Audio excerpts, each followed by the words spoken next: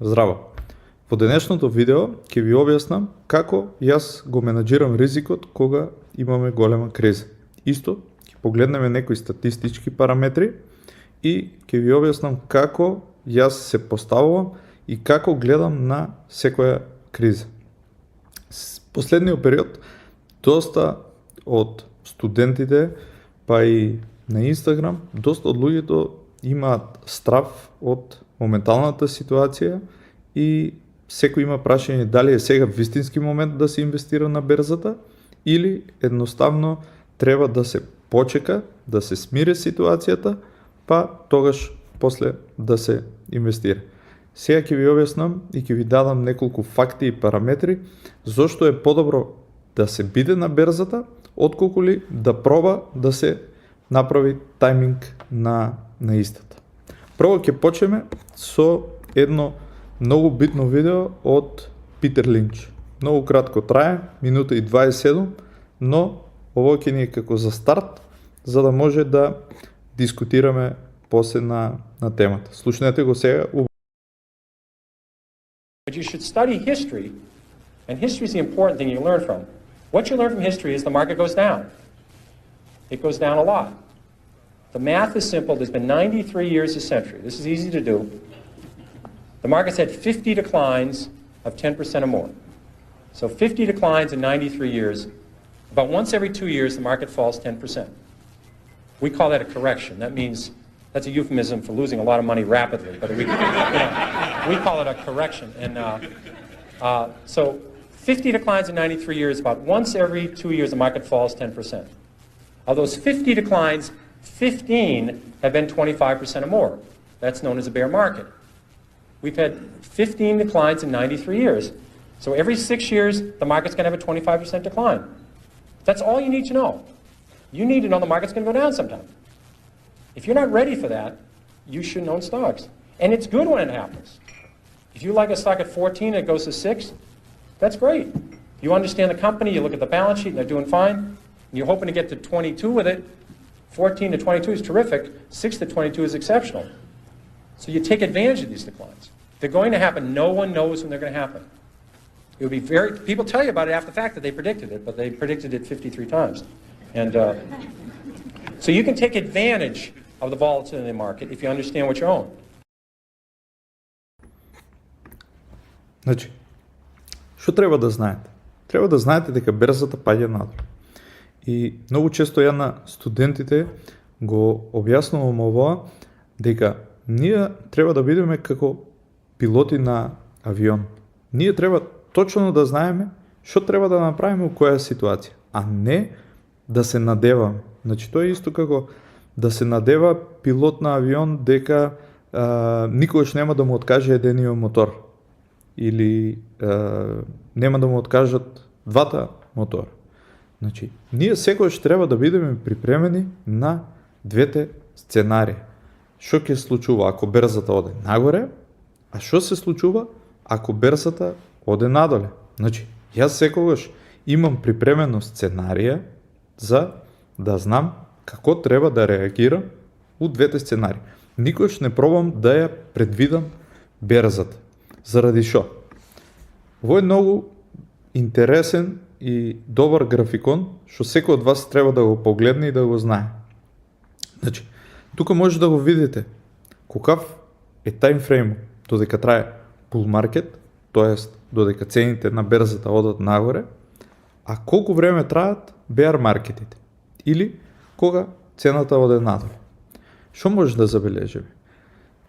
Статистички дека е многу поголема шансата кој ќе купиме да одат акциите нагоре отколку ли надоле. Гледате статистички колку време траат тие корекции. Значи, тука е пример корекцијата корона кризата.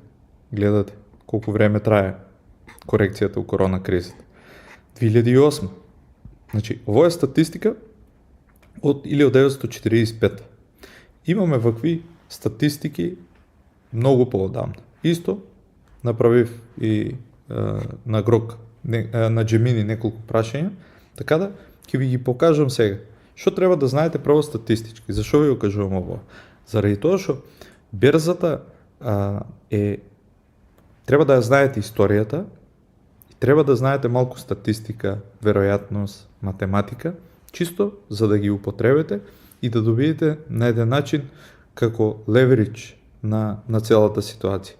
Кога има шанса за да искористите нешто добро, вие да го искористите. Сега ќе ви покажам и ќе ви објаснам на кој начин ние тоа го правиме и што правиме кога имаме пат на берзата. А пак ќе повторам, никогаш не пробувам да направам предикција кога ќе биде точно тај пат. Заради што? Заради тоа што јас сите овие повеќе од 8 години, додека сум на берзата, секогаш има некаков коментар дека утре берзата ќе почне да паѓа. Дали тоа е рецесија, дали е тоа војна, дали е корона кризата или било што. Но, ако сум ја излезел од страв од берзата и сум ги повлечел акциите, немало е да можам да бидам у тај дел додека акциите одат нагоре и да остварам огромен профит. Значи, скоро никогаш не излавам ја, тоа е мојата стратегија, од берзата, него ја возам, да кажам, не знам точен израз како да го кажам, но се возам по брановите.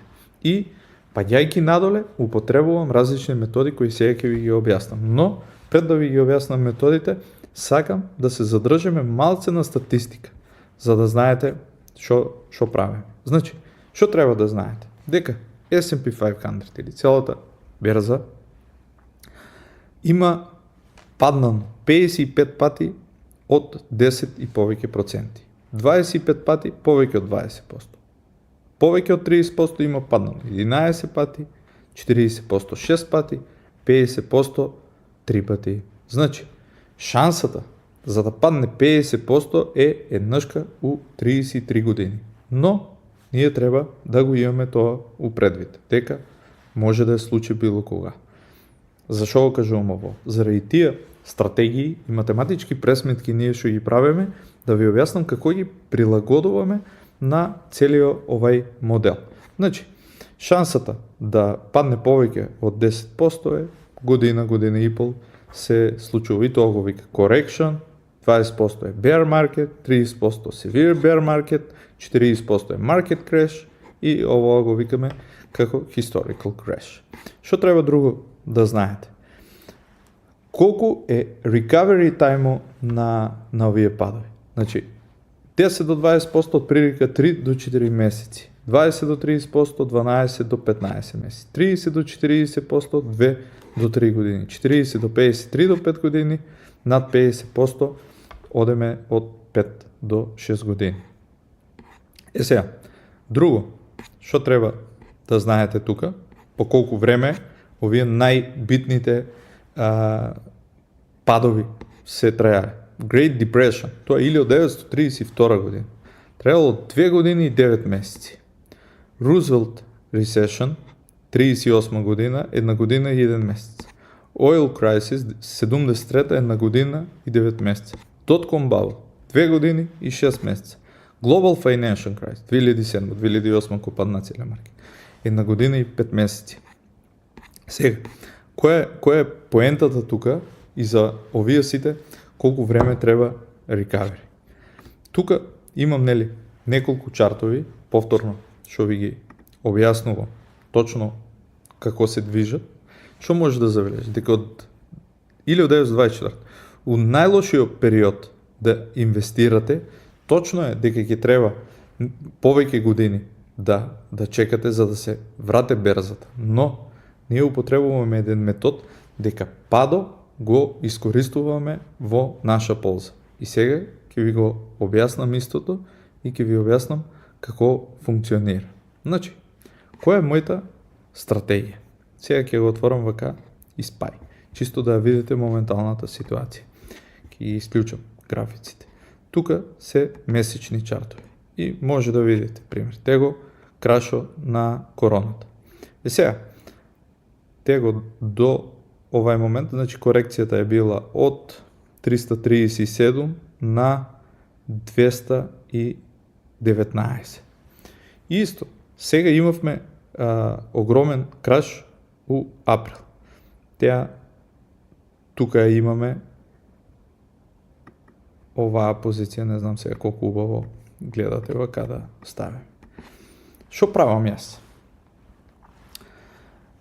Стратегијата е следна. Прво, секојаш, тоа го кажувам и на студентите, дека секојаш е добро да имаме 20 до 30% кеш на страна за доколку имаме ситуација дека акциите одат надоле, акцијата што ја сакаме и што ни се допаѓа, може да ја купиме по подобра цена. Тоа е исто како да идете у продавница и да има некој продукт што вие го сакате и може да го купите на поевтина цена. Значи, иста е логиката. Тука не збореме дека кај таа компанија се има променето нешто, сакам да кажам фундаментално. Едноставно ово е од макроекономска перспектива. Дали има војна, дали има рецесија или било што. Да, тоа ќе се одрази индиректно на компанијата и можеби ќе генерира помал ревенју у наредниот период или помал earnings, но тоа не значи дека таа е лоша компанија и таа компанија после 5-10 години нема да биде добра компанија. Значи тоа се компаниите како Google, како Microsoft, како Nvidia моментално, Tesla и ред други компании кои што не можеме да си го замислиме свето без нив како би функционирало наредните 10 до 20 години. Значи, која е главната стратегија? Тука е суштината ние да не излаваме од акциите, туку како паѓаат акциите, ние да имплементираме склоп на околности. Значи, гледајќи оваа статистика, што ви ја кажав, по колку пати акциите паѓаат и колку често тоа се случува, одеме на варијанта дека овоа се случува еднашка у 9 години. Значи, истото е случај и со априлскиот пат. Значи, прво што почнеме? Почнеме ние да имплементираме кеш. Тај кеш што го чуваме на страна. И почнеме да купуваме акции со пониска цена. После што правиме? Доколку акциите уште паѓаат, значи ние не одеме на варијанта да се надеваме дека нема да паѓаат и дека ботомо ќе офанеме. Не, туку баш како што ви кажував за пилотите. Ние имаме сценарио А, се случува ако се случи тој и тоа. Сценарио Б, сценарио С, сценарио Д. И сега, како паѓаат акциите надоле, ние ги имплементираме овие сценарии. Што значи тоа? Кога паѓа надоле и кога имаме повеќе од 10%, заради тоа што 10% видовме дека се случува скоро секоја година. Не го сметаме тоа за некоја шанса, дека ние треба капиталот што го чуваме на страна да го имплементираме. Значи, како почне да паѓа од 10 повеќе, гледаме статистички која е веројатноста да падне до 20, која е статистички веројатноста да падне до 30, 40 и слично. И што правиме? И почнуваме да го прво имплементираме кешо. Кога ќе го имплементираме кешо, отвараме маргина. Што значи маргина? Маргина е позаемување средства од брокерот, дека средствата на вас на акаунто се ви гаранција. Ово е доста ризично, третиот метод е уште поризичен, но мора да ги сванете сите работи и бенефитите. Значи, одеме тука на статистика. Веќе акциите се паднати, ние маргината кредитот што ќе го земеме, го земаме на веќе постоечките паднати акции. И тај кредит што го добиваме ние од овоа, од брокерот, веќе можеме да го имплементираме за докупување на акции. Значи, статистички тука, веќе како паѓаат акциите, шансата, ние тоа го викаме обично risk-reward ratio. Тражиме секоја шанса да имаме позитивно, многу подобро risk-reward ratio. Тоа значи дека шансата за да иде надоле станува многу мала, а шансата за да се врате нагоре в наредниот период, дали тоа ќе биде 2 години, дали ќе биде 6 месеца, исто така у моментот не го земаме за како многу битен податок, додека не дојдеме до контрактите. Сега, користиме го тоа и како паѓа уште, го имплементираме дел од кеш. Веќе акциите, ако паднат на многу ниско ниво и шансата е еднашка у 30 години да се случи уште помал пат, а тај пат не би трајал многу долго време и уште да паѓа, пошто гледаме најголемиот пат пример колку време е трајал статистички и гледаме значи сите работи историски како се функционирале.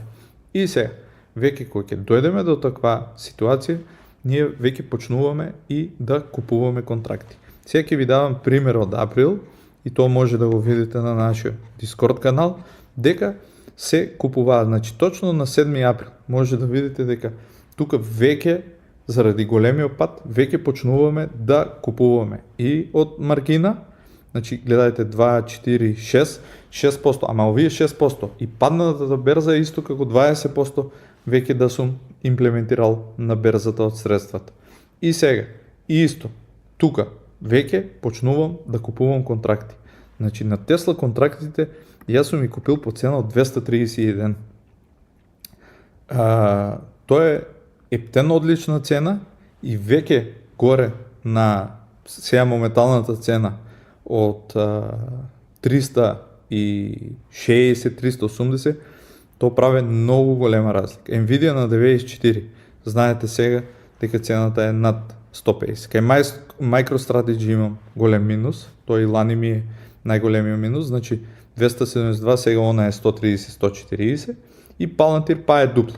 Значи овие сите се дуплирани, контрактот е многу поголем од оваа ситуација. Кај MicroStrategy имам изгубен. Исто, треба да знаете дека никогаш ние како инвеститори не гледаме да сме секој 100% управо. Туку треба да бидеме над 60% управо за да оствариме поголем профит. И сега, што е заклучокот од целото ово?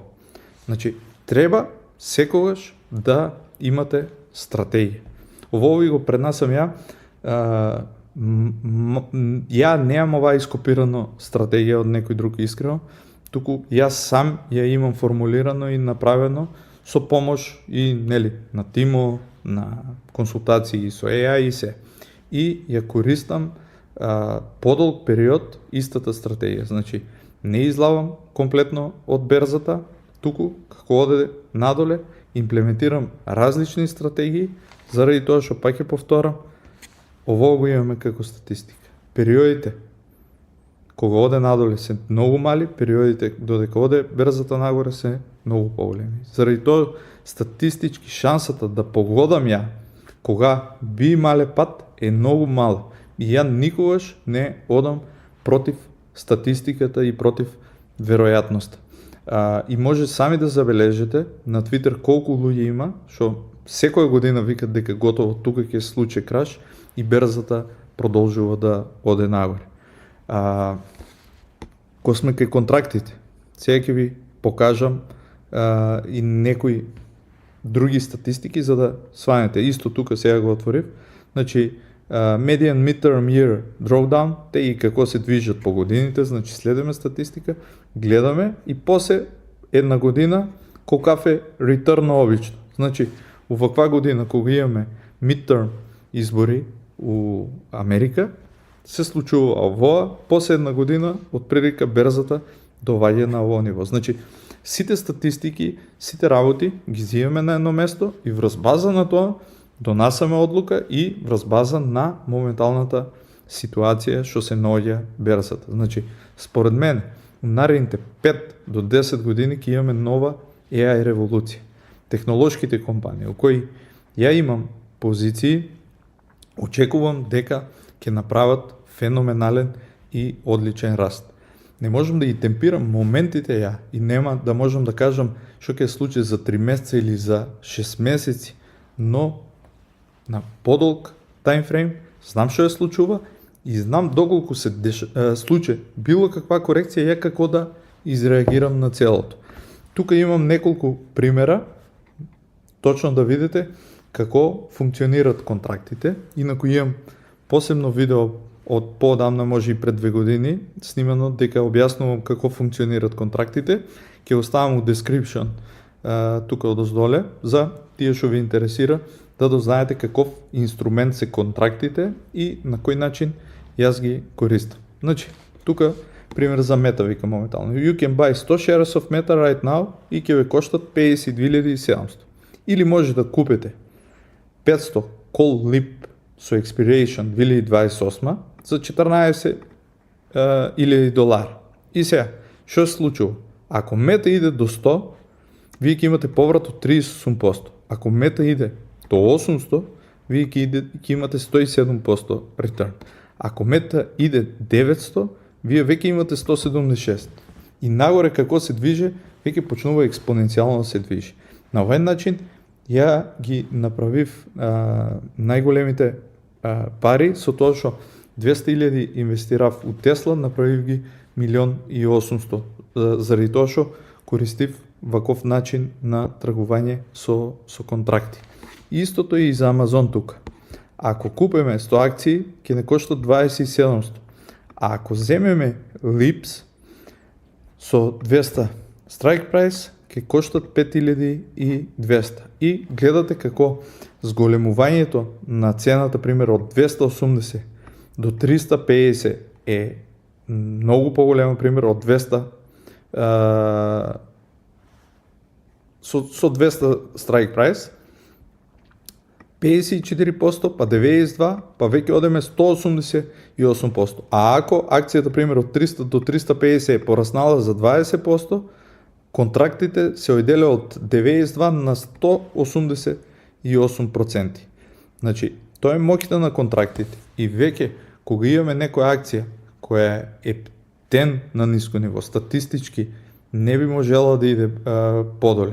Статистички веројатноста за завршувањето на кризата е преголема. Ние ќе купиме LIPS што ќе траат пример 2 години, после ако треба и ролки им направиме за уште една, за уште 2 години и ќе одеме на варијантата да фанеме експоненцијален раст и да можеме да направиме огромни резултати.